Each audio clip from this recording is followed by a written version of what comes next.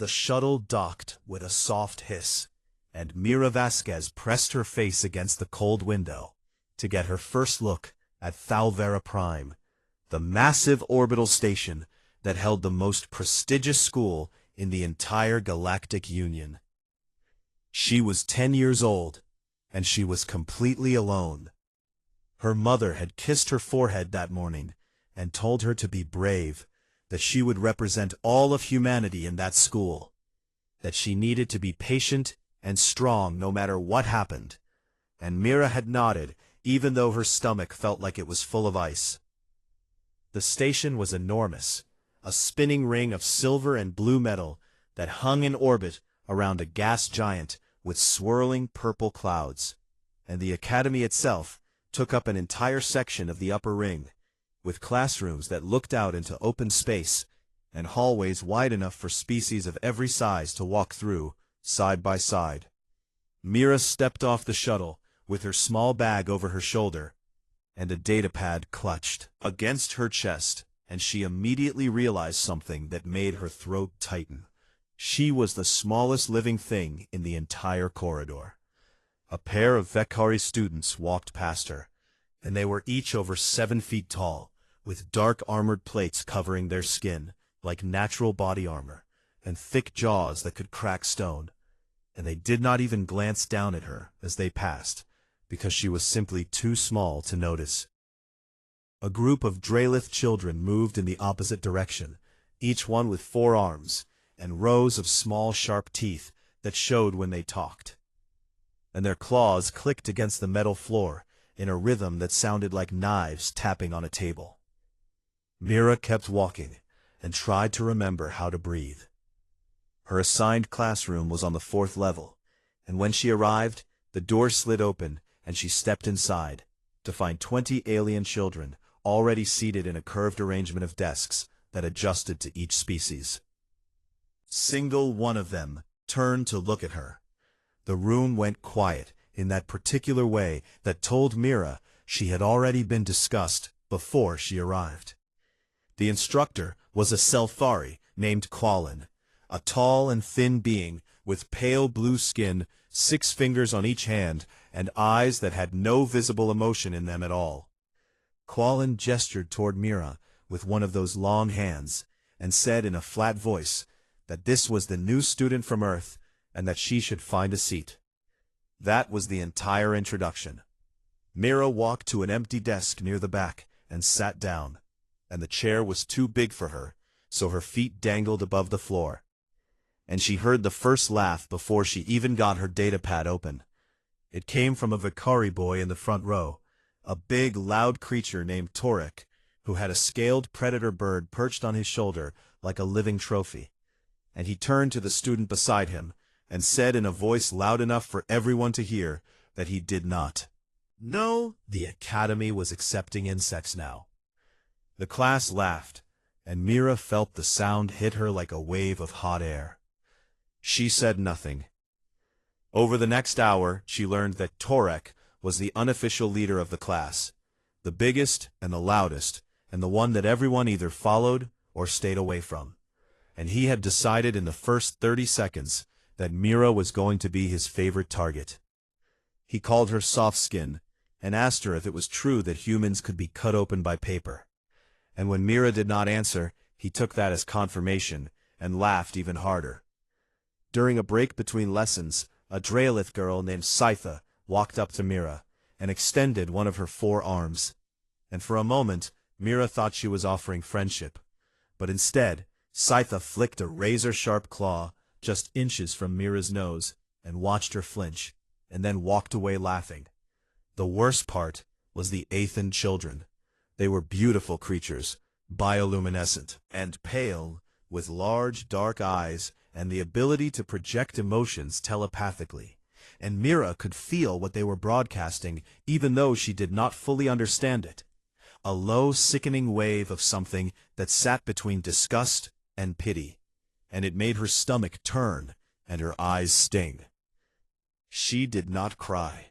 She would not cry here. When the midday meal came, Mira sat at the end of a long table by herself, and ate the bland nutrient bar that had been prepared for human biology, while the other students ate in groups and talked in languages she was still learning, and not one of them looked at her except to smirk. In the afternoon there was a physical evaluation, and each student was asked to demonstrate a basic strength test by lifting weighted blocks that started light and increased in difficulty. And the Vekari children lifted the heaviest blocks without effort, and the Dreolith used all 4 arms to manage impressive loads, and even the delicate Athen could use telekinetic pulses to move the blocks without touching them. Mira stepped up and wrapped her small hands around the lightest block and lifted it to her chest with visible strain. And the class erupted in the loudest laughter of the day, and Instructor Quallen simply logged the result without comment. After class ended, Mira walked back to her quarters through the long curving hallway, and she was limping slightly, because during a recess game she had been tricked into running a course designed for species with twice her stride length, and she had fallen twice, and no one had helped her up. She entered her small room, and sat on the edge of her bed, and let out a long shaking breath, and pressed her hands against her eyes until the urge to cry passed. On her nightstand there was a small hollow photo of an animal, a stocky creature with coarse dark fur, and a flat head and small black eyes that seemed to look at the entire universe with complete and total defiance. Picked up the photo and held it against her chest, and whispered into the quiet room, "You are coming soon, right?" She did not know that 3 levels below her in the station quarantine bay, a reinforced cage was rattling against its bolts, while 2 Vekari handlers stood at a distance and argued about whose turn it was to go near it. She did not know that the creature inside that cage had already bitten through 1 set of restraints and was working on the second. She only knew that somewhere on this station, the one friend she had in the entire galaxy was waiting for her, and for now, that was enough to keep her going. The days turned into weeks, and the weeks felt like years, and Mira Vasquez learned something that no classroom lesson could ever teach her. She learned what it felt like to be completely invisible and completely visible at the same time. Invisible when she needed help, when she raised her hand with a question, when she sat alone at the long meal table and watched groups of alien children laugh together in languages she was only beginning to understand, and visible only when someone needed a target, a joke, a thing to push around so they could feel bigger than they already were. Torek had turned the bullying into something almost organized. He had a routine now, and it started every morning when Mira walked into the classroom, and he would announce her arrival in a loud voice, as if she were some kind of exotic pest that had wandered in from the ventilation system. And the class would laugh, because that was what you did when Torek wanted you to laugh. Would sit down and open her datapad and say nothing. One morning he knocked her datapad off her desk as he walked past, and when she bent down to pick it up, he put his massive armored foot on it and leaned his weight forward until the screen cracked. Then he walked away and said it must have been defective, because even human technology was fragile. Mira carried the cracked pad for 3 days before a replacement arrived from the station supply office. The Dreolith girl Sitha had become Torek's most eager follower, and she had a particular talent for small cruelties that left no visible marks, like slipping a mild allergen into Mira's water container during a lesson, and watching with amusement as Mira's throat swelled slightly and her eyes watered. When Mira reported it, Sitha claimed ignorance, and Instructor Quallen logged the incident without investigation, because there was no proof, and the word of a Dreolith carried more weight than the word of a human in this place. The Athen children were the most painful of all, because they did not need to touch Mira, or even speak to her to cause harm. They simply broadcast low-frequency telepathic waves that carried emotions like a radio signal, and they aimed feelings of contempt and rejection and cold alien pity directly at Mira during lessons, and she would feel a wave of nausea rise in her chest, and her vision would blur and she would grip the edges of her desk until it passed. And she never understood why she felt so sick, until she overheard an Athens student tell another that human minds were so unshielded and loud that projecting at them was almost too easy. The physical aptitude classes were the worst. Every week, the students were tested on species-appropriate fitness benchmarks, and every week, Mira ranked last, not because she was lazy or did not try, but because the benchmarks were designed for species that could lift 10 times their body weight or run at speeds that would shatter human bones. And every week Torek made a show of reading the rankings aloud and pointing out that the human was once again at the bottom, below even the pelic, a gentle herbivore species that at least had the excuse of being built for grazing and not for survival. Mira endured it all. She endured it because her mother had told her to, and because she knew that if she broke down or lashed out or filed a formal complaint, it would be used as evidence that humans were too emotionally unstable for integration, and the diplomatic consequences would fall on her mother's shoulders. And Mira loved her mother too much to let that happen. So she studied. She threw herself into her academics with a focus that surprised even herself. And she discovered something that no one else in the class seemed to notice or care about, which was that she was actually very good at learning. Not strong, not fast, not telepathic, not armored, not translate to any single alien metric, because it was not specialized, it was adaptive. A kind of thinking that jumped between patterns and connections, and found solutions in places where other species saw only chaos. She scored highest in her class on a problem-solving simulation that required students to navigate an unfamiliar system with incomplete data. And when Instructor Quallen posted the results, there was a moment of silence in the room, before Torek said loudly that the simulation must have been glitched, because there was no way a human could outperform real species, and Quallen said nothing to correct him. At night, Mira would sit on her bed and call her mother on the HoloLink, and her mother would ask how school was, and Mira would say it was fine, and her mother would look at her with eyes that knew it was not fine, but could not fix it, and she would say that things would get better, that humanity's place in the Union was still new, and that patience was the price they paid for being the youngest species at the table. One night, Mira asked about her companion animal, the one that had been registered months ago and was supposed to have arrived with her, but had been held in quarantine since day one, and her mother told her it was still going through biological screening and behavioral assessment, and that there had been some complications. Mira asked what kind of complications. Her mother paused, and then said with a strange mix of worry and pride that the quarantine staff were having difficulty handling it. 3 levels below Mira's quarters, in the secure quarantine wing of Thalvera Prime, a file was being updated on a terminal by a Vekari officer who had bandages on both arms and a look in his eyes that his colleagues had never seen before. The file read as follows: Species, Mellivora capensis, common name honey badger, origin planet Earth, classification, category 12, death world, temperament assessment results. Subject is extraordinarily aggressive for its size, displays no submission behavior under any known stimulus, has damaged 2 containment units, bitten 3 handlers, and escaped its enclosure once before recapture. Venom resistance tests indicate near total immunity to standard chemical deterrents. The officer added a personal note at the bottom of the file. I have served in combat zones on 4 different worlds, and I have never encountered a creature this small that made me consider retreat. I am clearing it for release because I do not want it in my facility any longer. Whoever picks this animal up should do so with extreme caution and preferably with armor.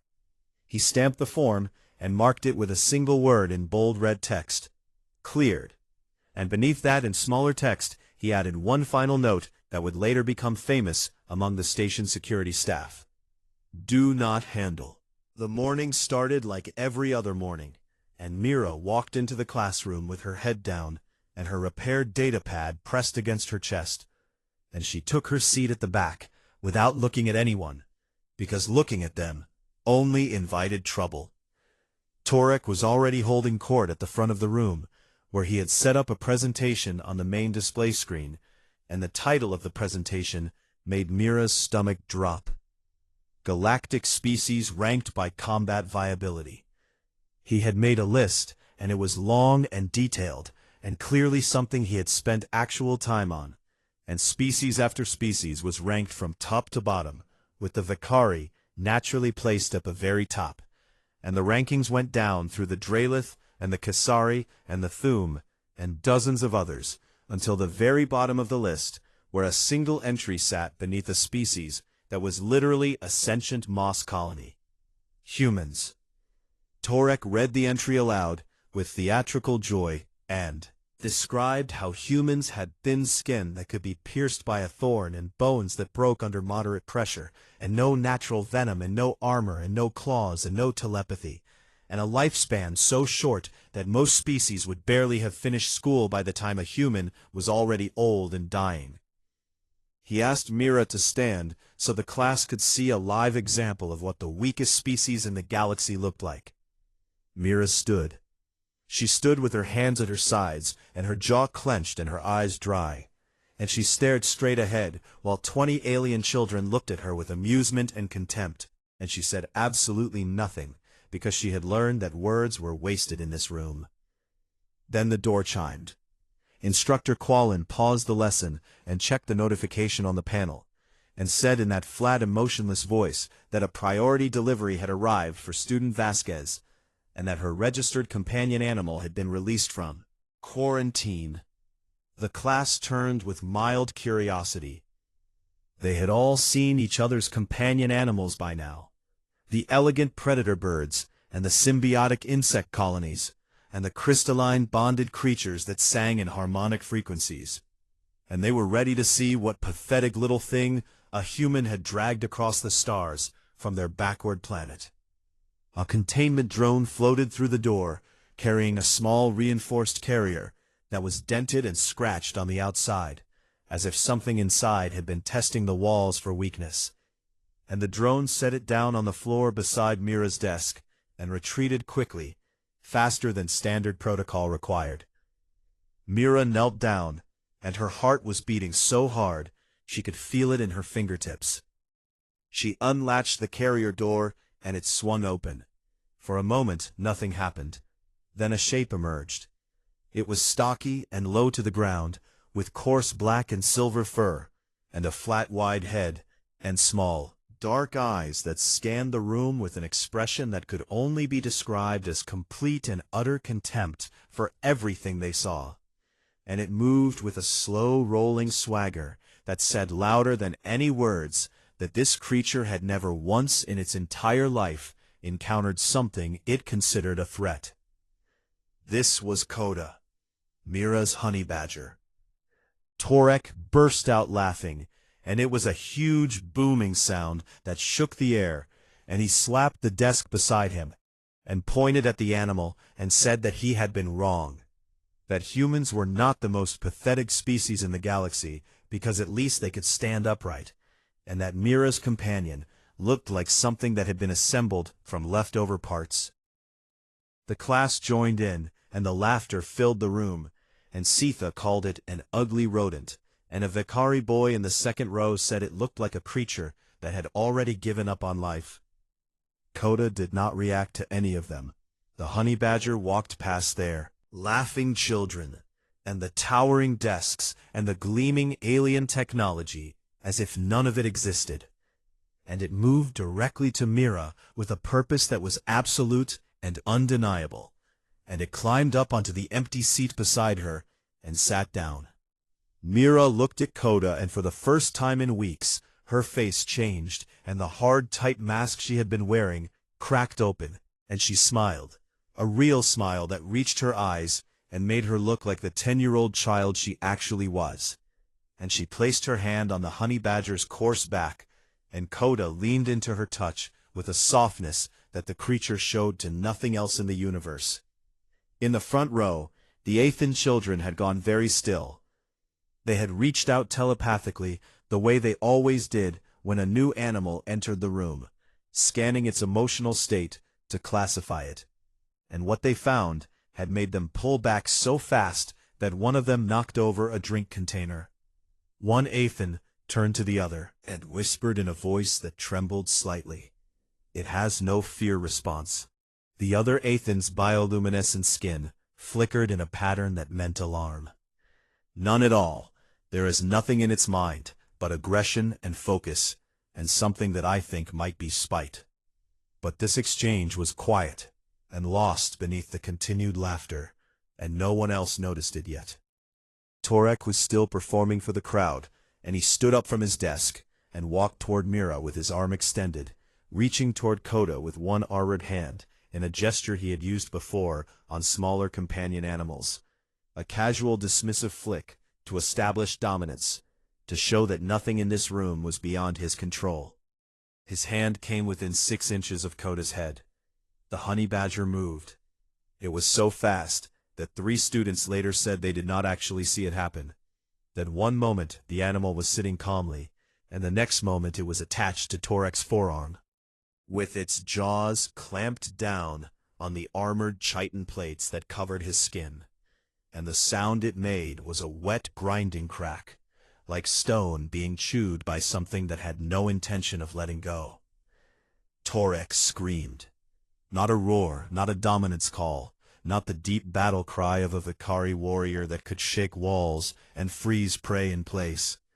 A scream, high and sharp and full of genuine shock and pain, because the honey badger's jaws had bitten clean through his outer armor, something that should not have been possible for a creature that size. And there was fluid leaking from the cracked chitin, and Torek stumbled backward, flailing his arm.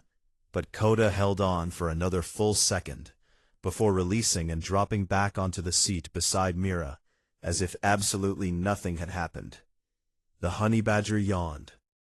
The classroom was silent. Not quiet, not hushed, but truly, completely, profoundly silent in a way that the room had never been before. Child sat frozen in their seat, staring at the small creature that had just bitten through Vakari combat armor, and then yawned about it. Torek backed away, holding his wounded arm against his chest, and his predator bird had fled to the far corner of the ceiling, and was refusing to come down. And his eyes were wide and locked on Coda, with an expression that every species in the galaxy recognized, no matter what world they came from: fear. Instructor Quallen moved to the terminal and queried the Galactic Fauna database for the species designation Mellivora capensis, and the results began to populate on the screen, and the instructor read them aloud in a voice that started steady and got progressively quieter. Category: Apex Persistence Predator, Psychological Warfare Subclass, Native to Earth. Category 12 Death World. Known behaviors include attacking animals up to 10 times its own body mass. Near total immunity to most biological venoms. No documented retreat behavior. Under any known conditions. Capable of breaking through reinforced containment, has been observed fighting large terrestrial predators to a standstill, through pure relentless aggression.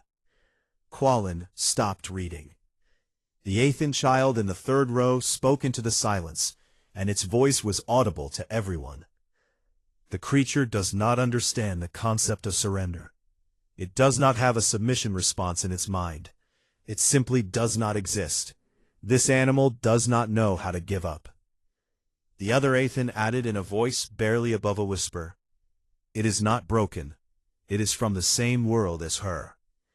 And every eye in the room turned from the honey badger to the small human girl sitting beside it. They looked at Mira, and for the first time, they did not see a soft, weak, pitiable thing that did not belong here. They saw a child from a planet that produced creatures like this, a world so violent and so merciless that it had forged an animal whose entire evolutionary strategy was to be too angry to die. And this girl was the one thing in the universe that the honey badger was gentle with. Mira sat with her hand on Coda's back, and she looked up and met Torek's eyes, and she did not speak, and she did not smile, and she did not need to do either of those things, because the silence said everything. The honey badger closed its eyes and settled into its seat, and the classroom remained frozen, and somewhere in the back of the room, a Draylet student quietly closed the combat viability presentation and deleted it from the shared drive. Torek told the medical staff that he had caught his arm in a door mechanism.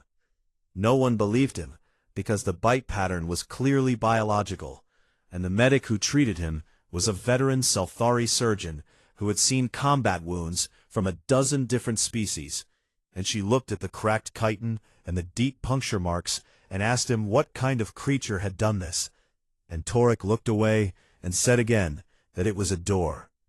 He did not report the incident, because among the Vekari there was no greater shame than admitting that something a fraction of your size had made you bleed and scream. And so he carried the wound in silence and wrapped it in a dark bandage, and when anyone asked, he changed the subject. But he stopped sitting in the front row.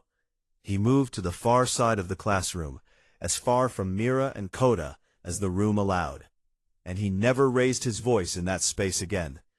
And when he passed Mira in the hallway, he took a different corridor. And his predator bird would tuck its wings tight against its body and go silent until the honey badger was out of sight. The change in Torek was the first crack, but it was not the last.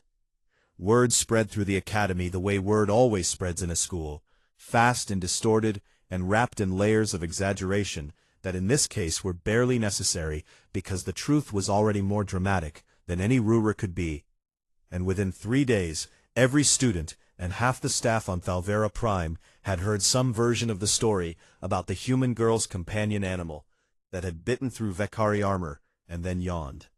Students from other classes started coming to the doorway of Mira's classroom between lessons just to look at Coda, and they would stand at a safe distance and watch the honey badger sleep on its chair beside Mira, with its coarse fur rising and falling with each breath, and they would whisper to each other that it did not look like much until someone reminded them what it had done, and then they would leave quickly.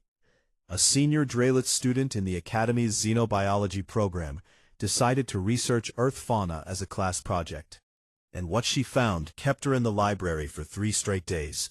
She started with the honey badger, and that was terrifying enough, but then she discovered the rest of it.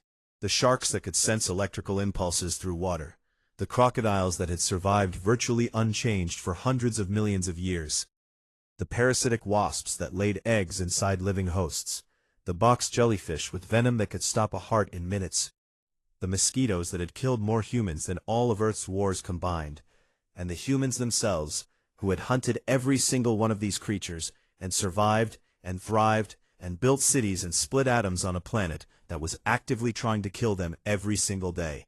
She was found in the library by a friend who said she looked pale, and she reportedly said that she needed to lie down because she had just read about something called a bullet ant, and she did not want to live in a galaxy that contained such a thing.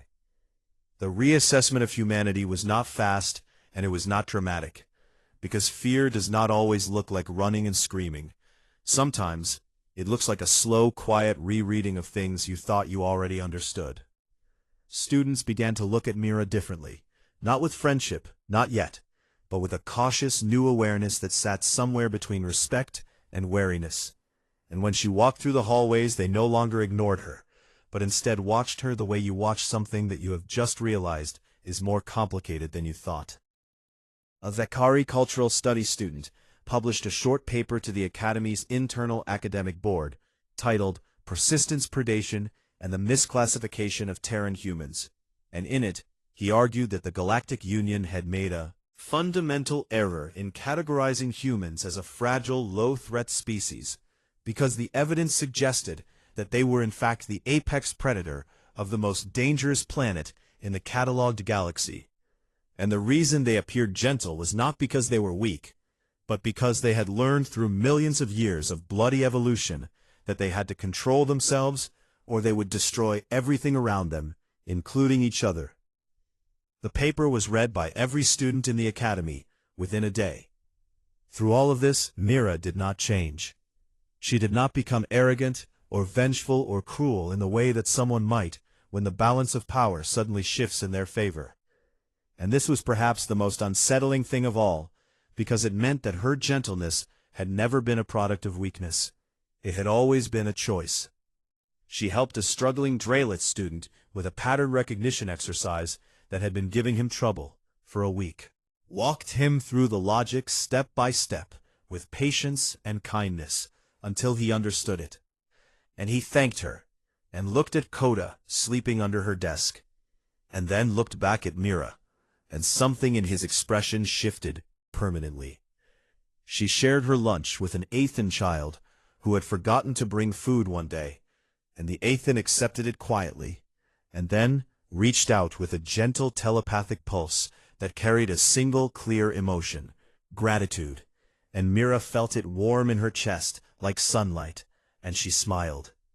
Coda became a fixture of daily life in the classroom, and the honey badger adapted to the routine in its own way, which meant that it slept through most lessons, and occasionally woke up to glare at anyone who raised their voice near Mira. And once, during a particularly boring lecture on interstellar navigation, it chewed through its harness and escaped into the ventilation system, and spent 3 hours terrorizing the maintenance drones before it got bored and came back. On its own. P. The Academy's head of security, a decorated HFY War veteran with commendations from 4 different combat campaigns, was asked if he would send a team into the vents to retrieve the animal, and he looked at the officer who asked the question as if they had lost their mind, and said that no one was going into those vents, and that they would wait for the creature to come out on its own terms. One afternoon after class, Saida, the Draylit girl, who had once flicked her claws at Mira's face, approached Mira in the hallway, and stood there for a long moment, opening and closing her 4 hands in a nervous gesture that Draylit used when they were ashamed. She said that she was sorry. She said it in simple words, without excuses and without trying to make herself look better. And she said that she had been afraid of Torek, and that she had been cruel because cruelty was easier than courage, and that she knew it was not enough to say sorry, but she did not know what else to do. Mira looked at her for a moment, and then said that it was okay, and asked if Scytha wanted to study together sometime. Scytha blinked all 4 of her eyes in surprise, and then nodded quickly, and something in her posture relaxed, like a knot being untied, and she sat down beside Mira on a bench in the hallway, and they opened their datapads and started working on a xenobiology assignment, while Coda slept on the floor between them. It was the beginning of something real. That evening, Instructor Quallen sat alone in the classroom after all the students had gone, and opened the student file system on the terminal, and navigated to Mira Vasquez's record. Under the Species Assessment section, there was an entry that Quallen had written at the beginning of the term: fragile, low physical aptitude, minimal threat capacity. Quallen read it twice, and then selected the text and deleted it, and the cursor blinked on the empty line for a long time, while the instructor sat in the quiet room with the stars turning slowly outside the window. Then Quallen typed 3 words and saved the file and closed the terminal and left. The note read, "Do not underestimate." The end of the academic term at Thalvera Prime was marked by a final evaluation that every student feared, regardless of species or size or how many arms they had. And it was called the Crucible. The Crucible was a team-based survival simulation run inside the Academy's holographic environment chambers. Massive rooms that could generate entire ecosystems with realistic terrain and weather and hostile fauna that responded to the students' actions in real time. The simulation included a pain feedback system that did not cause real injury, but delivered enough discomfort to make every decision feel like it mattered. Students were placed in randomized teams and given a single objective: navigate the hostile environment, solve the problems it threw at them, and reach the extraction point before time ran out. When the team assignments were posted on the main board, Mira read her group and felt her heart do something complicated. She was on a team with Torek and Scytha, and two Aethan children named Vale and Lissa, and a small herbivore species student named Pelik, who was gentle and nervous, and had spent most of the term trying not to be noticed by anyone. Torek stared at the assignment board with his jaw clenched and said nothing, and did not look at Mira, and did not look at Coda, who was sitting at Mira's feet with the calm patience of a creature that had never in its life been in a hurry. The simulation began at dawn. The chamber generated a dense jungle planet with towering alien trees and bioluminescent undergrowth, and air so thick with moisture that it clung to their skin. And somewhere in the canopy above them, unseen creatures screamed in frequencies that made Pelik's ears fold flat against his head. Torek took the lead immediately, because that was what Vekari did, and he pushed forward through the undergrowth, with his armored body clearing a path, and his voice giving orders that were sharp and controlled, confident and completely wrong. He led them straight into a hunting ground. The simulated predators came from 3 directions at once, fast, low creatures with too many legs and jaws that split open like flowers made of teeth. And Torek roared and fought, and his strength was real and impressive, but strength alone could not solve a problem that came from every angle at the same time.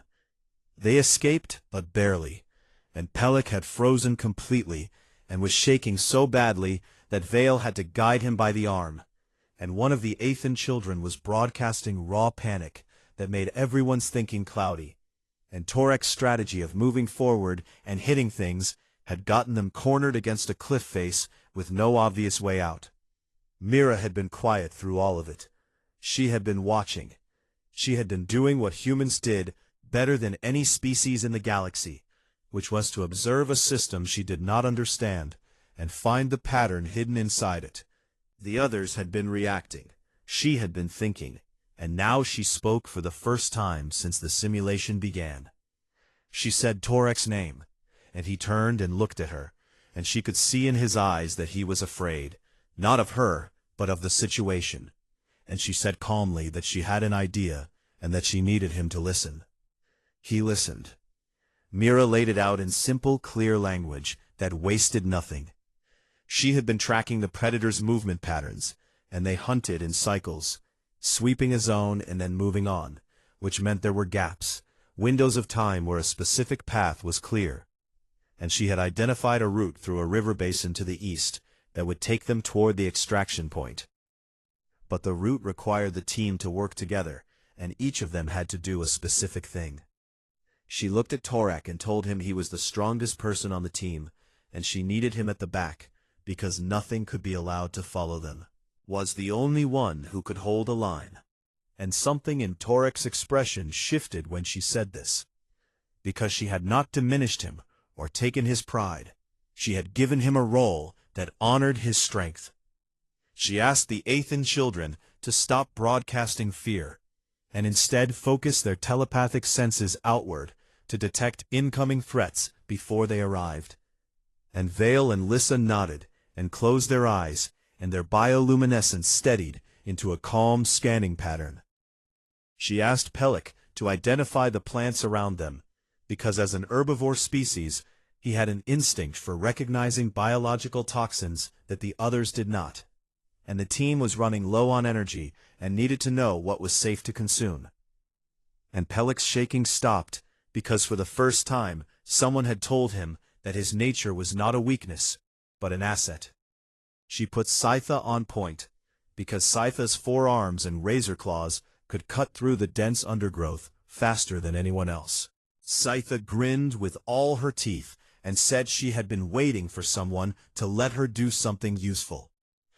Then Mira moved to the center of the formation, and Coda moved with her, and the team started walking. The jungle tried to kill them 6 more times. A swarm of simulated insects descended on them, and Vale detected it 30 seconds before arrival, giving them time to find cover. A toxic river crossing nearly took Pellic down, until he identified the one species of vine that could be used as a breathing filter. A narrow canyon became a choke point when a massive simulated predator 3 times the size of Torek blocked their path, and the team froze, because this thing was enormous and terrible, and there was no obvious way past it. Coda solved that problem. The honey badger launched itself off Mira's shoulder and charged directly at the predator, with a snarling fury that was so far out of proportion to its size that the simulation's AI seemed to hesitate for a fraction of a second, as if recalculating whether this was a glitch. It was not a glitch. Coda hit the predator in the face and bit down, and the predator, confused and in pain and confronted with something that violated every predator-prey calculation in its programming, reared back and retreated into the jungle. And Coda dropped to the ground and trotted back to Mira without looking back. The choke point was clear. Scytha stared at the honey badger and said under her breath that she finally understood why humans were the way they were. They reached the extraction point with 4 minutes to spare. They were the first team to arrive. They stood together in the clearing as the simulation dissolved around them, and the jungle faded into the bare walls of the holographic chamber. And they were breathing hard and shaking and covered in simulated dirt and real sweat. And for a long moment, no one spoke. Then Torek turned to Mira and raised his uninjured arm and pressed his fist against his chest, and lowered his head in a single sharp motion. It was a Vakari warrior's salute, a gesture of respect, given only to those considered equals in battle, and Torek had never given it to anyone outside his own species. Pellic was crying quietly and clutching Mira's sleeve, and the Aethan children projected a single shared emotion that washed over the group like warm light, and it was gratitude, and it was real. The debrief was held in front of the entire class.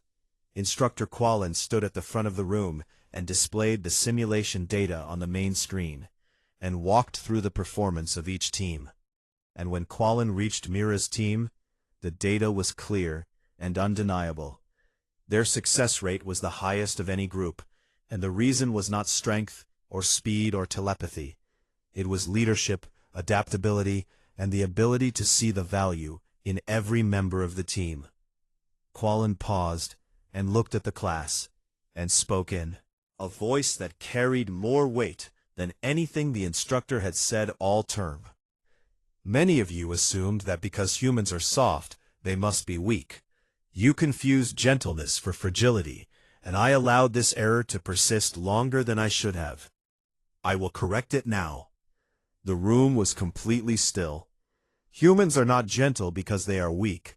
Humans are gentle because they are dangerous, and they choose to be gentle anyway. And that is a far more remarkable thing than anything strength alone can achieve. After the ceremony was over and the other students had filed out, Mira walked to the observation balcony on the east side of the academy, where the massive window looked out over the stars and the swirling purple clouds of the gas giant below. She sat on a bench, and Coda climbed into her lap, and curled up, and closed his eyes, and the honey badger's breathing slowed into the steady rhythm of sleep. And Mira rested her hand on his fur, and watched the stars. Turn. Scytha came and sat beside her without asking, because that was what friends did, and they sat together in comfortable silence for a while, before Scytha said that it had been a good day, and Mira agreed that it had. Footsteps approached, and Mira looked up to see Torek walking past, and he paused beside the bench, and without making eye contact, he reached into a pouch on his belt and pulled out a small carved token made of dark metal, and set it on the bench beside Mira. It was a Vakari warrior's charm, given to those considered equals, and it was old and worn, and had clearly been important to him for a long time. He walked away before she could speak. Mira picked up the charm, and held it in her palm, and felt its weight. And then her datapad chimed with an incoming holocall, and she answered it, and her mother's face appeared in the air in front of her, tired and warm and full of love. Her mother asked how the term had gone. Sleeping in her lap, and looked at Pavekari charm in her hand, and looked at Sitha sitting beside her, and looked out at the infinite field of stars that stretched in every direction. And she smiled the way only a human child can smile, full and bright and completely unguarded. I think they are starting to understand us, Mom. Her mother smiled back and said she was proud.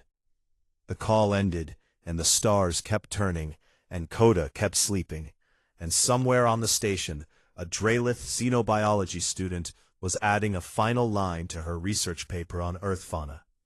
A line that she hoped would be read by every species in the Galactic Union, because she believed it was the most important thing she had ever written. It read as follows: "We have spent centuries classifying species by their deadliest traits, their venom, their armor, their speed, their strength, but we failed to classify the one trait that makes humans the most dangerous species we have ever encountered. It is not their bodies, or their weapons, or even the monsters that share their world. It is their capacity to love those monsters. Because a species that can look at the most violent and fearless creature its world has ever produced, and say, 'I want that as my friend,' has told you everything you need to know about what it is capable of.